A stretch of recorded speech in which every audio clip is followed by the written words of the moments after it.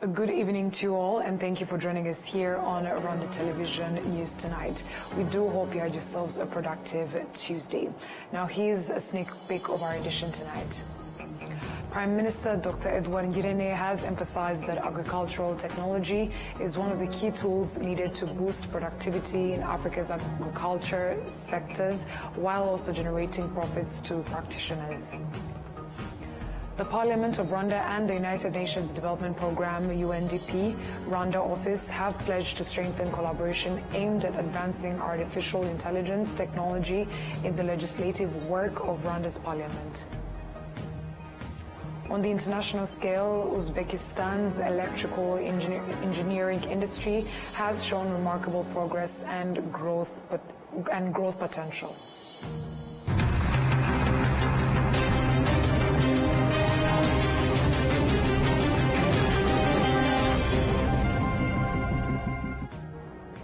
We are glad to have your company tonight, coming to you straight from the heart of Africa, Kigali, and I bringing you tonight's edition is Martina Abera.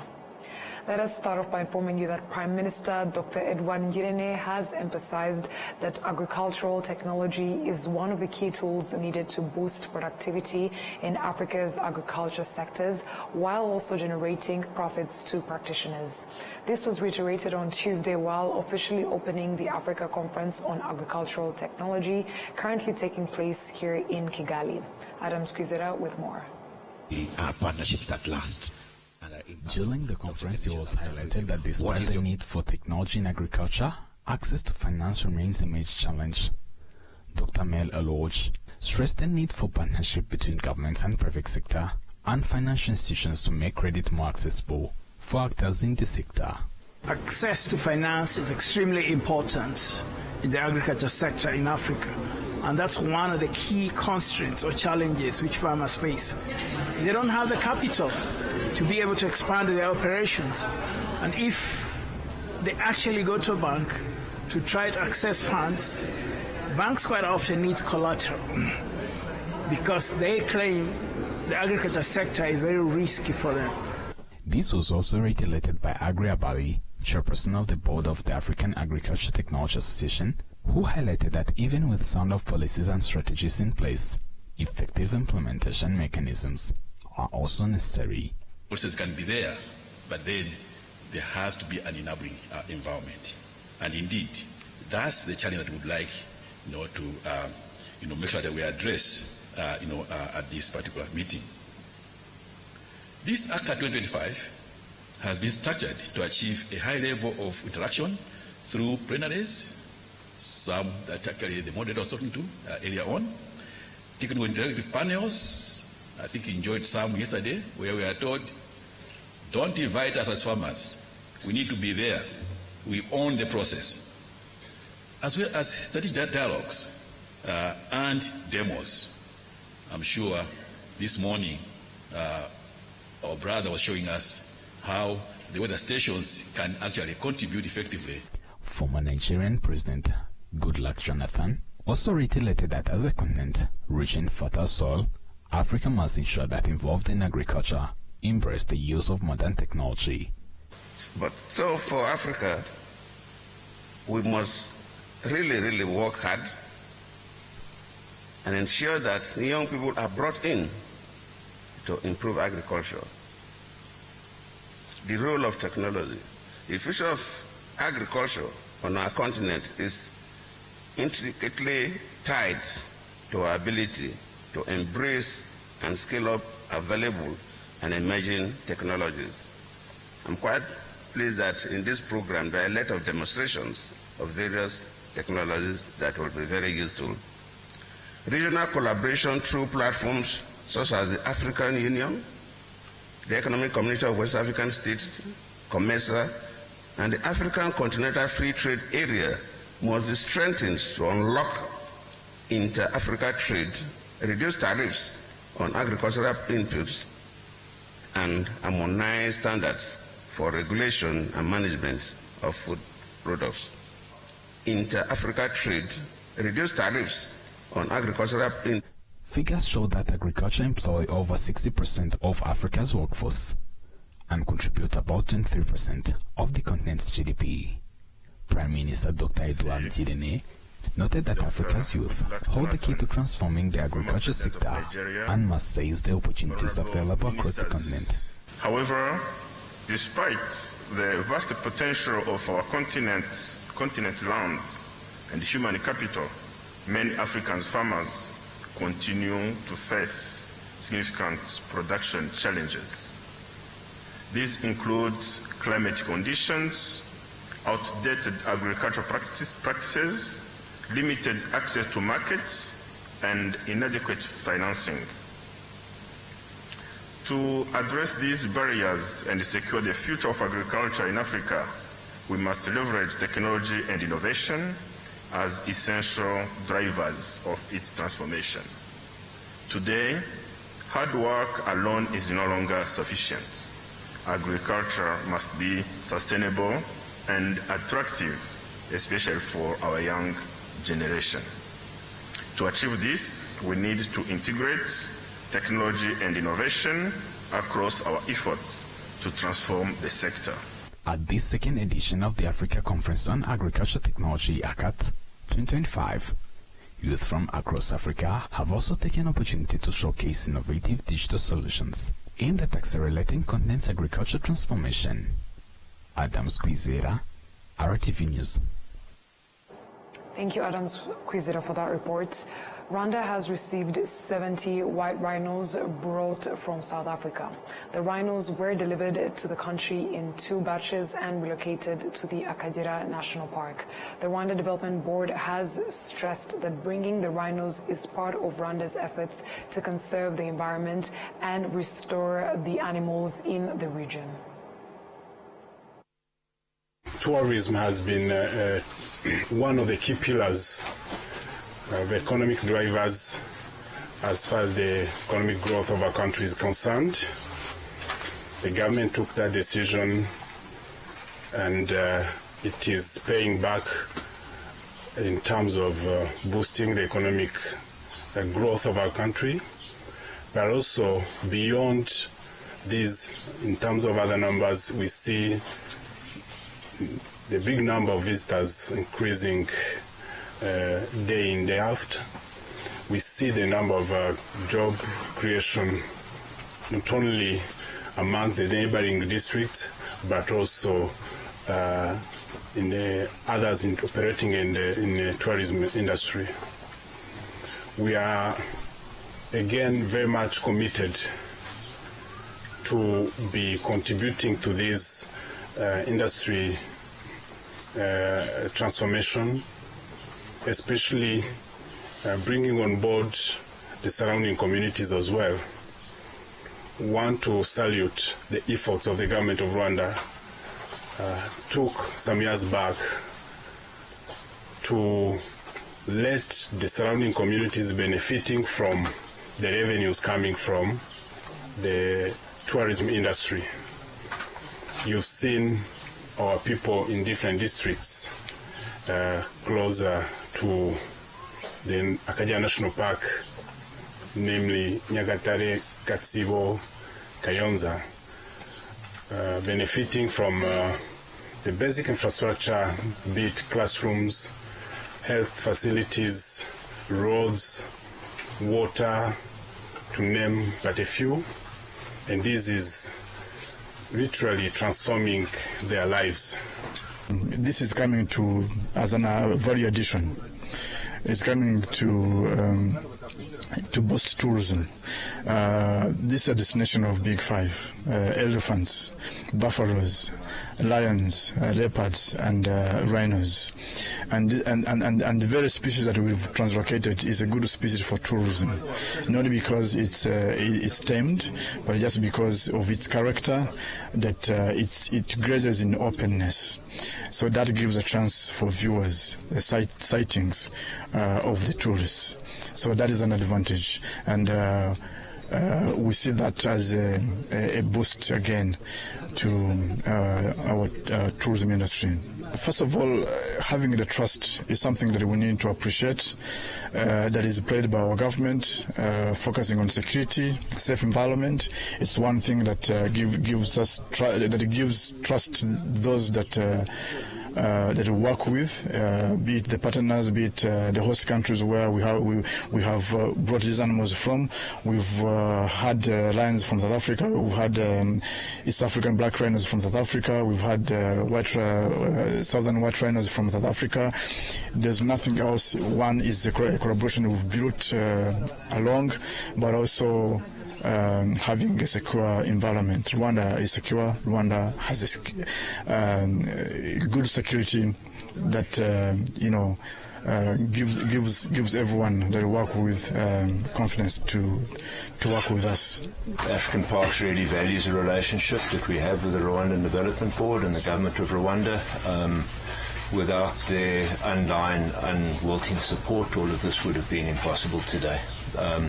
The 70 rhino coming into Rwanda over the last 7 days or so is significant because this is the first international move that we've had of those rhino coming off the rhino farm. So from our aspect, from African Parks aspect, it's a really big milestone. It's the start of more to come. Obviously the first one is always the most challenging, the most difficult, and again, what better partners could we have had in terms of this move other than RDB? Tremendously supportive, tremendously understanding of the delays and challenges that we've had to make this happen. But I also think what is significant is that yesterday afternoon, the last crate that we opened was number 70 on this shipment. 2021 we delivered 30 rhinos, so that was the 100th rhino, southern white rhino, that was delivered to Rwanda, and I think that's really significant. What we've done to finish off is that we have now established in Akagera a very viable herd of rhino that can potentially rhino under threat across the planet, across the globe. It is fair to say the rhino in southern Africa are under great threat from poaching and illegal trade. Now that we have a herd established here, or we will have it established in the coming months and years, this can always form a long-term gene pool in the event of a disaster elsewhere on the African continent, that we know that there is a viable herd of rhino here. The Parliament of Rwanda and the United Nations Development Programme Rwanda Office have pledged to strengthen collaboration aimed at advancing artificial intelligence technology in the legislative work of Rwanda's Parliament. This commitment was highlighted today during discussions between Honorable Gertrude Kazarwa, Speaker of the Chamber of Deputies, and Dr. Fatmata Loveta Sesei, UNDP Rwanda Resident Representative. Honorable Kazarwa emphasized that the visit aimed to deepen cooperation between both institutions and to promote advanced use of technology in parliamentary activities. In terms of artificial intelligence, regarding legislative transparency and citizen engagement, there has been a significant improvement in Rwanda's parliamentary processes. Previously, citizens seeking assistance from the parliament had to submit written requests or make phone calls. However, a new system has been implemented that allows individuals to submit their issues online, receive responses, and track the progress of their concerns through the system. This advancement enhances accessibility and accountability, ensuring that citizens can more efficiently interact with legislative bodies and receive timely feedback.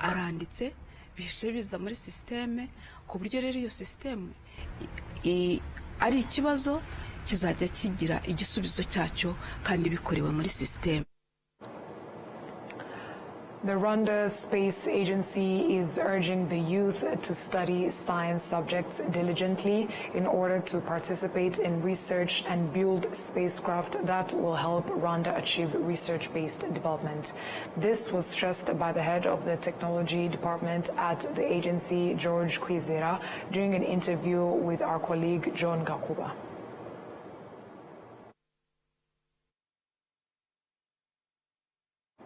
"5 years that Rwanda Space Agency has been established, we have achieved a lot, but I'll just mention a few, to maybe through the three main projects. And one of them is the establishment of what we call Geospatial Hub It's a big infrastructure that do help to collect all data coming from satellite, and we process it using machine learning and artificial intelligence, and we are able to extract insights that support different sectors of the country. And as of now, we are focusing on 4 main sectors. The first one is the agriculture, and we use the images that we extract from satellite to be able to provide insight on agriculture sector, and this is really progressing very well. We also do support the disaster management. You know, Rwanda is suffering from different disasters, and we do use satellite images to support the institution in charge of that to make informed decisions. Also, we do focus on the urbanization and, of course, the environment. But it's not restricted on those 4 sectors, but also we have several other sectors we do support. And but our primary focus are on those 4 sectors. Another big project that we do have is establishment of a teleport. A teleport is an area where we gather main ground infrastructure that support satellite in their missions. And we have developed a land of 20 hectares in Rwanda, Ghana, where we have already started establishing some of the main infrastructure that support space missions in this region. You know, Africa has been suffering from a poor quality of satellite services, because we do not really have, in this region, we do not have infrastructure adequate to ensure that we exploit the satellite that are in the space. Our Rwanda Space Agency seized the opportunity and started establishing those infrastructure. And I can tell you that we have started collaborating with some of the biggest players around the world, providing services. Of course, when you have the satellite flying over Rwanda in this region, we support them to track their satellite, their space missions, and they pay us a fee. But we continue to develop that, those 20 hectares. There are different type of infrastructure we need to establish. Yes, of course, that contributes to the economy of the country. Another big project that we are working on is the facilitation of all government institutions to provide them with the right tools to be able to use satellite data in their decision making. There are some specific softwares that are needed to process these satellite data, especially images, and be able to really treat the data that comes from satellite and make informed decision. Of course, we work with them to ensure that we give them the right skills, and so that they are able to use on their daily basis the satellite technology in making informed decisions. The challenges remain, the same across the space technology, not only in Rwanda but also across the world. Is that space technology requires a lot of investment. We need to invest a lot. Requires a huge amount of investment. That's one of the challenge. But we mitigate it by starting with what we can afford, but has a big impact. That's why I say that as we started, we focused on how do we harness the skills to exploit the satellite data that are available already. And this has a huge impact, but it does not require a huge investment. As you know, that we have already launched one of the first satellite, RwandaSat-1, that was done by Rwandans in partnership with the Japanese. The main objective of that was really to test the technology, and it was successfully tested, and also we used the opportunity to train our engineers.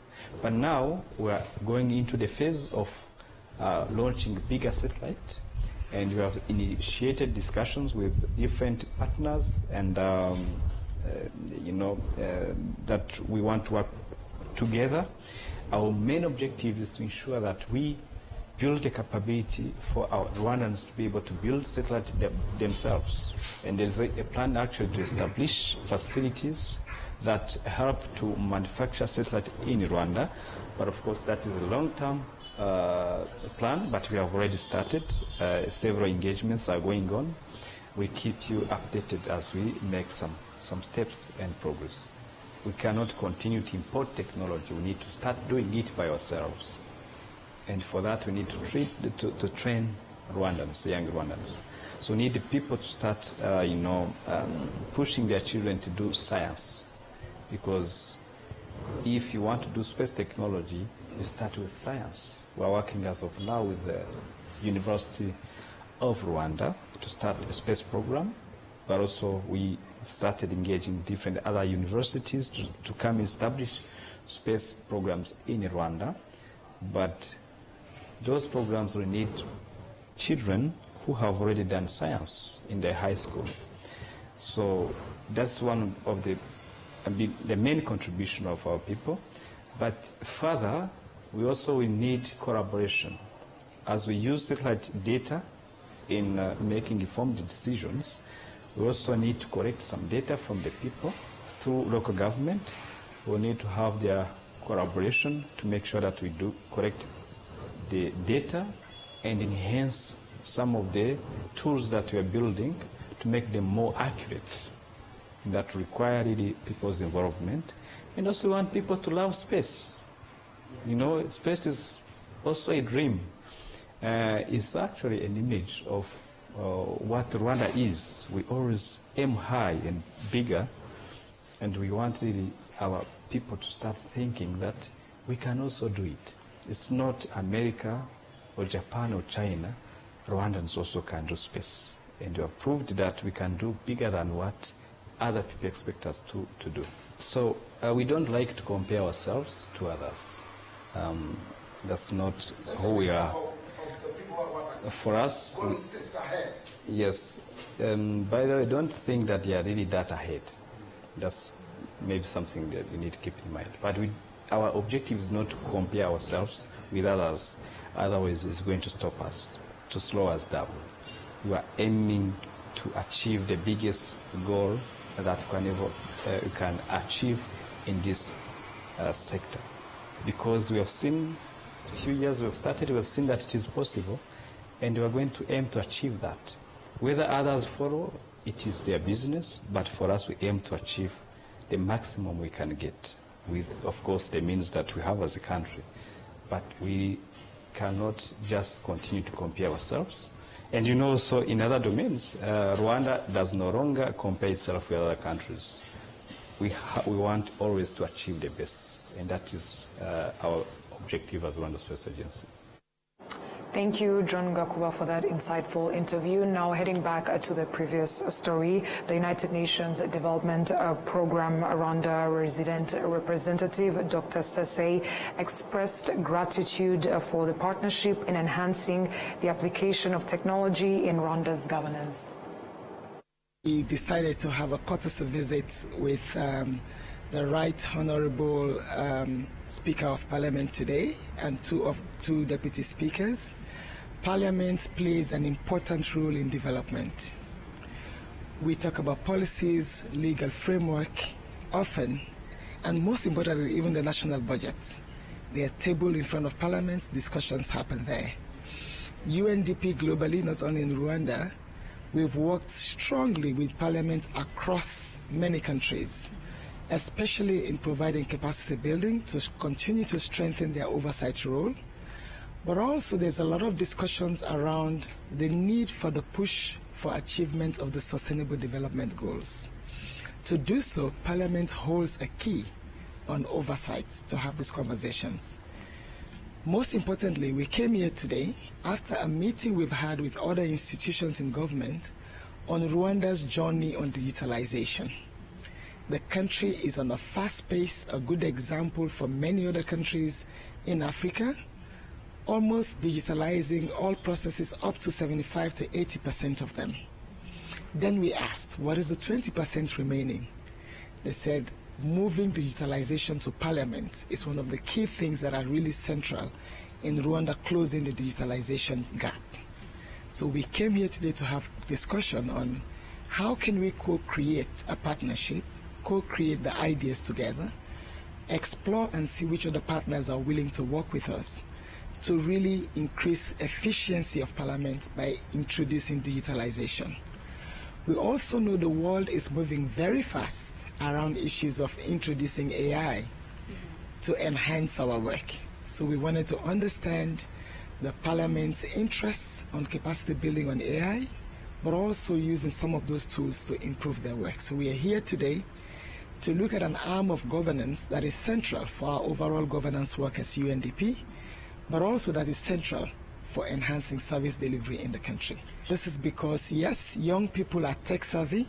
They are born in the era of being very tech savvy, but at the same time we know we still have us, the current generation, that also need to understand how this tech enhances our work. So we've had conversations with other ministries, relevant ministries, other training institutions to explore training the Rwandan workforce on AI. We can't wait until our younger generation comes and takes over us. That's going to eat so much of our time. It's important to have that conversation now, do that training. And I'm very happy to see that Parliament is receptive to all these ideas. They recognize the importance it has to enhance their work. And we were able to also see the connection to development.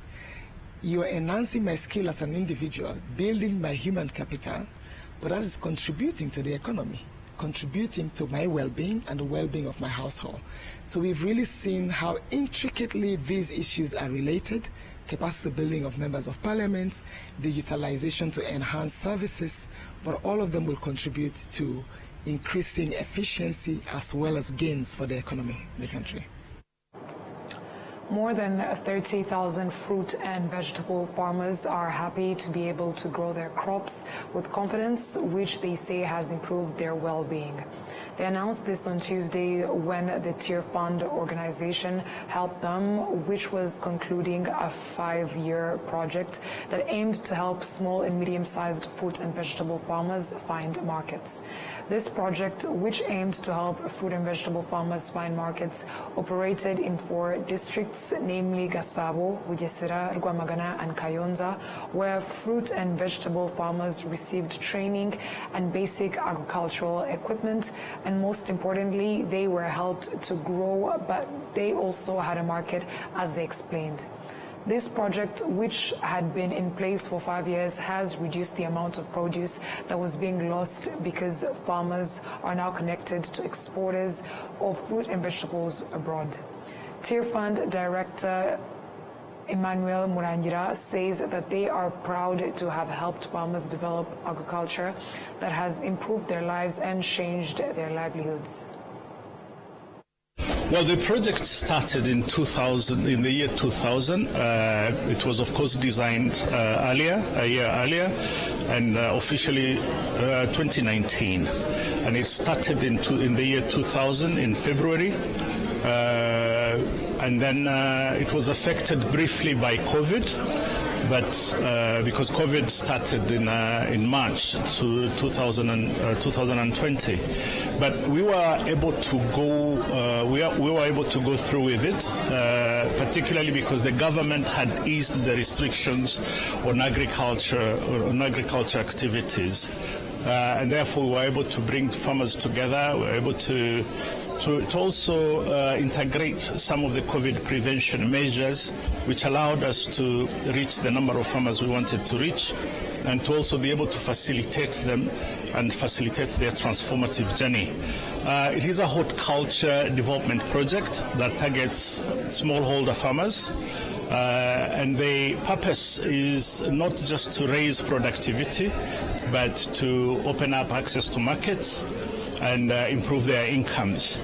It targeted initially 6 value chains, but later on we had to reduce to only 4 value chains: French beans, chili, onions, and pineapples. But they also had supporting crops for rotation purposes. And this included some of the vegetables, bell peppers, tomatoes, and and eggplant. So one of the requirements of the project, or one of the outputs of the project, was to develop a platform that would allow access to markets for farmers and also buyers, to integrate farmers and buyers in an ecosystem, in a business ecosystem. And this is what the eSoko platform is doing now. There was one that existed, but it was not sufficient, and therefore we agreed with the authorizing officer in the Ministry of Finance, and also our supporting agencies, Minagri and also NAEB, to actually break it down and rebuild it in a way that would make it more efficient, and in a way that would help farmers access buyers very easily, be able to put up their produce on the platform so that buyers can access it, both in the local but also in foreign markets. Mujeni Kaitangure, who was the representative of the European Union that supported this project, confirms that this project aimed to improve the livelihood of vegetable and fruit farmers and that it has achieved its goals. When you have a farmer who moves from income of $20 to $520, it's overachievement. Now the challenge is to sustain, it's to work on sustainability, because the project is ending, which means that the European Union funding is closing. It means that who is going to take over to take care of the smallholder? That's the big challenge that we have to face now. The help the person is asking is to get finance, to get capital for that idea to become a reality. The smallholders have been helped, have been skilled, have been capacitated. Now they have to be able in a position to scale up. And that scaling up requests for more capital. And I would advise internal capital.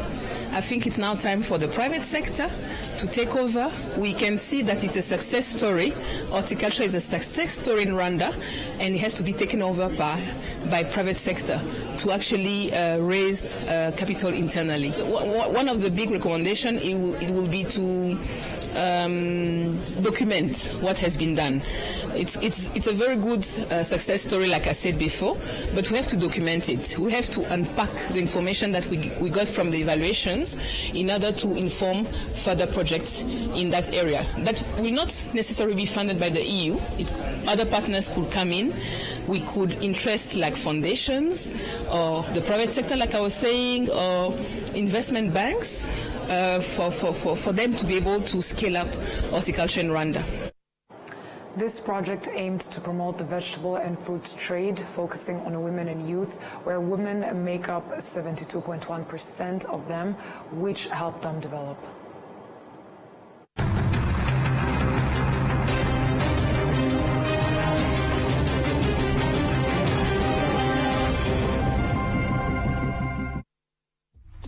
During life's moments, laying hoops,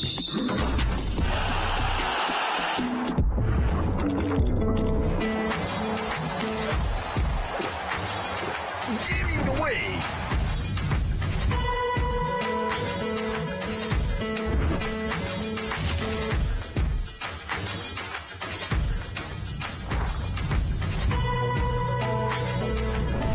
making moves,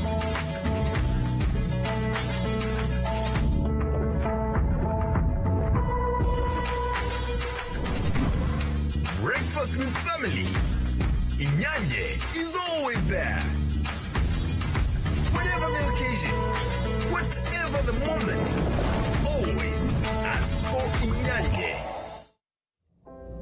Nyiri muto arababwiraga data bati ntabwo agira umukamo mwinshi utunze inka imwe, ariko nigeze acika intege. Mama akinjira mu bucuruzi hari abamubwiraga bati ntabwo watera imbere udakorera mu iduka rigezweho, ariko ntibyamusubije inyuma, yakoranaga umwete. Njya muri kaminuza hari abanshidikanyagaho bavuga ko nashobora kaminuza naturuka mu muryango wifashisha, ariko byaragiye nanditse amateka mashya. Igihe cyo gutera ishema umuryango wanjye kigeze, bamwe bakomeje kumbwira bati ntabwo watera umuryango wawe ibyishimo n'ishema, ariko narabishoboye. Hari abakekaga ko nasigira umurage ukomeye abankomokaho, ariko ubu mfite uruganda rutunganya amata. banki ya kigali yabaye umufatanyabikorwa wanjye mu rugendo rwose inzozi zanjye ziba impamo bigereho.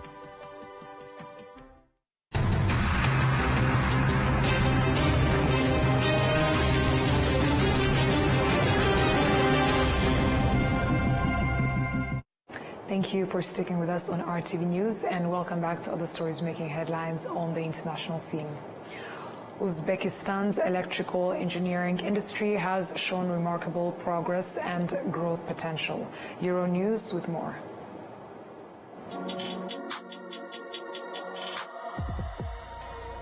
From household appliances to solar power components, electrical engineering is a powerful driver of Uzbekistan's economy, fueling new business, jobs and exports. But what about global trade challenges as the sector eyes further growth? Manufacturing on a mammoth scale. This is Technopark.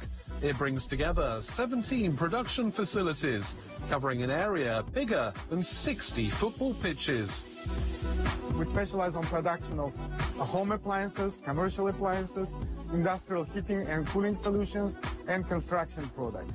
Right now, we've reached the capacity of around 1.4 million items manufactured annually. A 5,000-strong workforce makes it happen, working alongside the latest in production technology. Various technologies are assembled in one place, starting from raw material and component production, like injection molding, metal processing equipment, and also the final processes like electronic assembly, laboratories, and assembly lines. Technopark has sealed partnerships with big international companies like Samsung Electronics and Italy's Pietro Fiorentini, which works in the energy sector. It supplies both domestic and foreign markets, with exports going to 25 countries. Right now, we already export to the nearby countries of the Middle East. We already entered to the European market, and our ambitious to go to the US market as well. Within this year even, we already targeted to make our trial and pilot export to US market. Also in Tashkent, this maker of wires and cables, including for solar power, already sends around 60% of its products abroad. Now a loan from the European Bank for Reconstruction and Development is set to supercharge its exports further. Назначение этих денег, приобретение новых технологических линий и новых материалов, в результате чего мы планируем увеличить экспорт кабельной продукции в европейские страны процентов на 40 в 2025 и 2026 годах. To keep pace with production demands, the company is creating a training center for technical specialists. Мы сейчас подписали соглашение с Национальным техническим университетом Узбекистана. Мы здесь откроем совместную кафедру, и выбранные нами студенты час обучения будут проходить на нашей территории. All feeding a sector aiming to reach annual export volumes of almost 2.7 billion euros. And that Euronews story marks the end of our bulletin. Before we close off, let's have a recap of our headlines.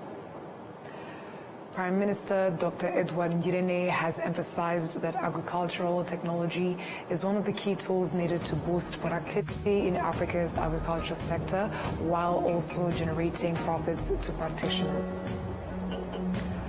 The Parliament of Rwanda and the United Nations Development Programme Rwanda Office have pledged to strengthen collaboration aimed at advancing artificial intelligence technology in the legislative work of Rwanda's parliament. On the international scale, Uzbekistan's electrical engineering industry has shown remarkable progress and growth potential.